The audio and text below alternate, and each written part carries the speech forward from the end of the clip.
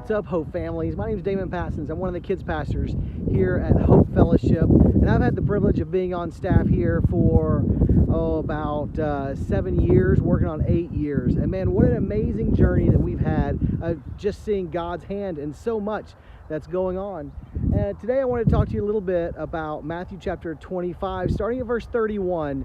Jesus is telling a parable about the sheep and the goats. And he tells this parable about sheep and goats and how after the tribulation, after the 1,000-year reign, the millennial reign of Christ, he's going to separate out the sheep and the goats. He's going to separate them out, the sheep being those that are saved and are following after God, and the goats that have not accepted the truth of who Jesus is. As a kids pastor, it's so great to have examples. And I always love to have some examples to tell our kids, to show them what the difference is between right and wrong, to show them, to illustrate what the Bible has to say. And goats are obstinate. Man, they're stubborn. They don't want to do what you want to do. And the only thing they care about is food. They care about eating. They care about eating more than they care about their own kids. When you throw a bucket of food out for them, they will trample their own kid so that they can get to the food. And this really came alive to me when I saw how goats will treat their own children, that they will run over them so that they can get what they want. And man, God's called us to something fantastic. God's called us to do something amazing. God's called us to be the light of the world. And what a phenomenal time knowing that God knew for all of eternity that you would be living during this time in history.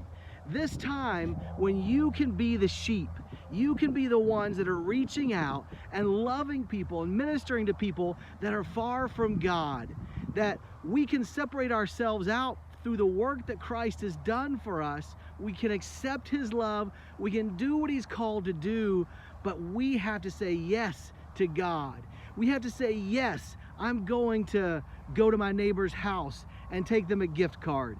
Yes, I'm gonna reach out to somebody with a note card or something caring and compassionate. I'm gonna be the hands and feet of Jesus no matter what's going on. I may be nervous, I may be worried about what's going on, but I'm not gonna be obstinate. I'm not gonna say no to God because God's got something phenomenal for me to say yes to. And I don't know what that is for you.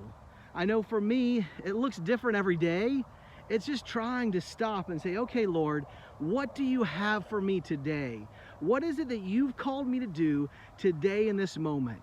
And man, some days I end the day feeling like, okay, I said yes to God today. And other days, I know that I didn't say the yes that I should have said to the Lord.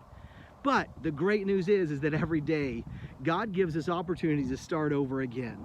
So maybe yesterday you didn't say yes to what God had asked you to do, what the Lord was calling you to do, but today's a new day. Today's an opportunity for you to say yes to what God's called you to do. Maybe yesterday you got really impatient with your children and you got frustrated with them because you've taken on homeschooling and it's a brand new experience for you, but that's okay. They understand that. There's something about saying, I'm sorry to your children and moving on, and they'll accept that sorry. And then you can take new steps to say, okay, God, I'm going to be your hands and feet. I'm not going to be obstinate today. I'm going to say yes to you. I don't want to be like the goats that are stubborn and just want what they want. I want to be a sheep that says yes to you, God. I want to be someone that says yes to what you've called me to do. And what a phenomenal opportunity that you and I have, because we're living in this time when we have so many opportunities to say yes to God. And we love you guys. We're praying for you all the time, and we can't wait to see you again.